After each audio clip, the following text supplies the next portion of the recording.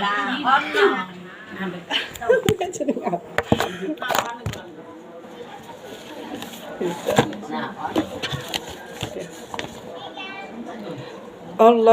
Akbar, Allahu Akbar, Allahu Akbar, Allahu Akbar, Allahu Akbar, Allahu Akbar, Allahu Akbar kabira, walhamdulillahi katsira, wa subhanallahi bukratan wa asila, la ilaha illallah wahdah, sadaqa wa'dah, wa nasara 'abdah, wa a'azza jundahu wa hazamal ahzaba wahdah. La ilaha illallah wallahu akbar, Allahu akbar walillahil hamd.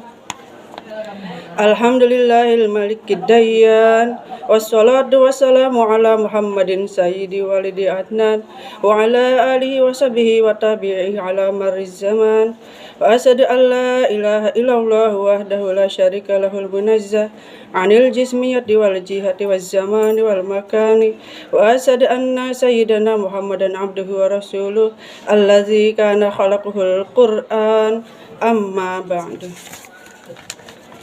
Ibadar Rahman, fa inni usikum wa nafsi bitaqwallahil mannan alqaili fi kitabihil Qur'an. Bismillahirrahmanirrahim. Inna a'tainakal kautsar fasholli li rabbika wanhar inna syani'aka huwal abtar. Allahu akbar, Allahu akbar, Allahu akbar walillahil hamd. Kaum muslimat yang berbahagia, di kesempatan hari ini saya akan menceritakan sebuah kisah yang nantinya dari kisah ini akan tercipta kalimat takbir yang setiap tahun kita kumandangkan. Langsung saja, berawal dari Nabi Ibrahim alaihissalam yang waktu itu belum mempunyai keturunan. Beliau bersedekah begitu banyak, tidak tanggung-tanggung.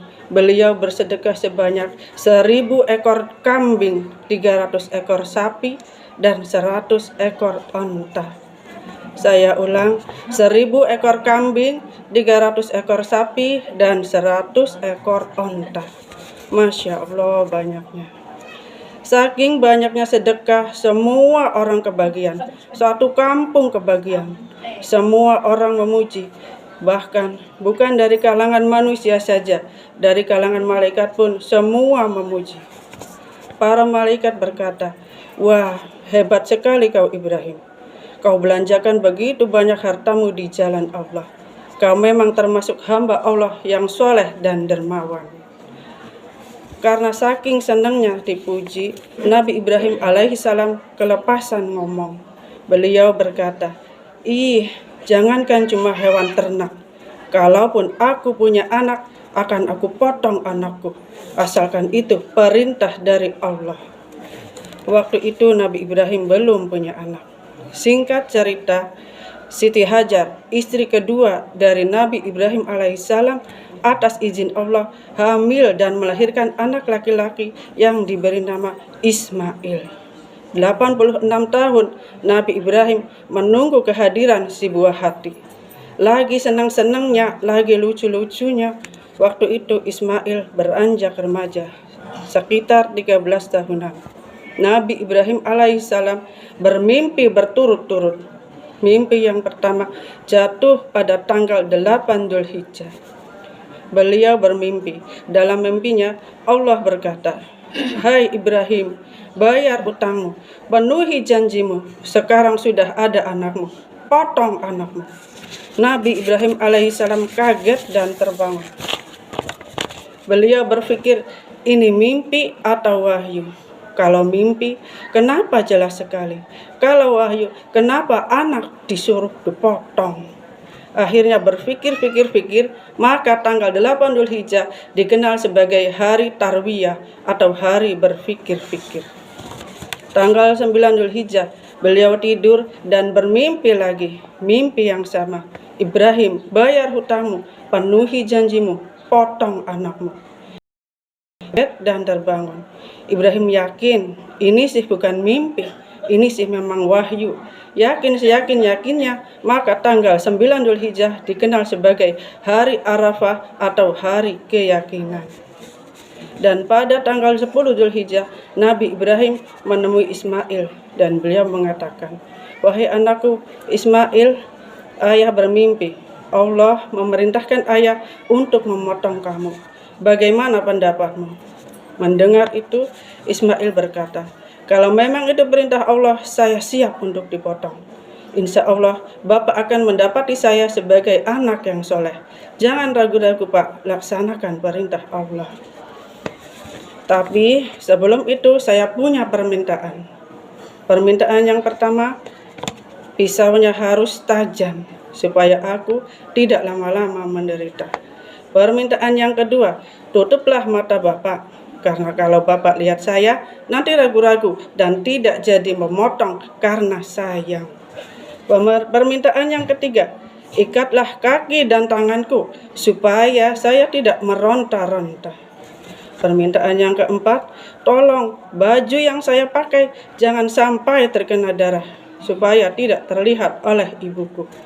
Permintaan yang kelima, setelah aku wafat, jangan sampai ada anak-anak yang seumuran denganku yang lewat di depan rumahku, supaya ibuku tidak teringat kepadaku." Lalu kemudian Ibrahim memanggil istrinya. "Baiklah, akan aku turuti permintaanmu. Siti Hajar, hai istriku, tolong kau mandikan Ismail. Pakaikan baju yang bagus, sisir rambutnya yang rapi, dan pakaikan parfum yang wangi. Saya mau ajak dia jalan-jalan." Setelah itu pergilah Nabi Ibrahim dan Ismail menuju tempat pemotongan. Ketika melihat itu, wah, iblis kepanasan. Iblis mulai menggoda Ibrahim. "Hai Ibrahim, mau kau apakan anakmu? Lihatlah anakmu, dia begitu lucunya, dia begitu gantengnya, dan begitu lamanya kau harapkan. 86 tahun, masa sekarang mau kau potong?" Apa kata Ibrahim? "Jangankan anakku, kalaupun andai saja Allah perintahkan saya memotong diriku, maka diriku pun juga akan aku potong." Lalu Ibrahim mengambil batu dan melempar iblis itu sebanyak 7 kali. "Pergi kau iblis." Tak cukup sampai di situ, iblis menggoda istrinya, Siti Hajar. "Hai Hajar, apa kau tahu mau dibawa kemana anakmu?" "Tahu, mau diajak jalan-jalan sama bapaknya." Kata iblis, "Itu bohong, anakmu akan dipotong." "Ah," kata Hajar, "sembarangan aja kau ngomong. Masa iya ada bapak mau potong anaknya?" Kata iblis, "Iya benar. Katanya itu perintah Allah." Kata Hajar, "Kalau memang itu perintah Allah, jangankan anakku, saya juga siap dipotong." Lalu Hajar mengambil batu dan melempar iblis. "Pergi kau iblis," sebanyak 7 kali. Tak berhenti di situ, iblis menggoda Ismail. "Hai Ismail, apa kau tahu kau akan dipotong oleh ayahmu?" Kata Ismail, "Saya tahu." "Pergilah kau iblis, jangan ganggu saya." Lalu Ismail ambil batu dan melempar iblis sebanyak 7 kali.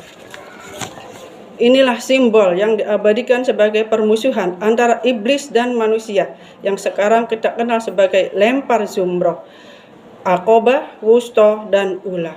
Setan besar, tengah, dan kecil. Lalu sampailah Ibrahim dan Ismail ke tempat pemotongan.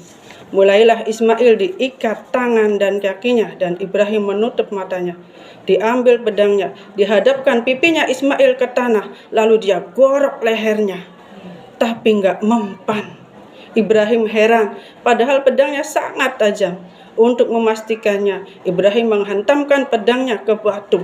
Batunya pecah.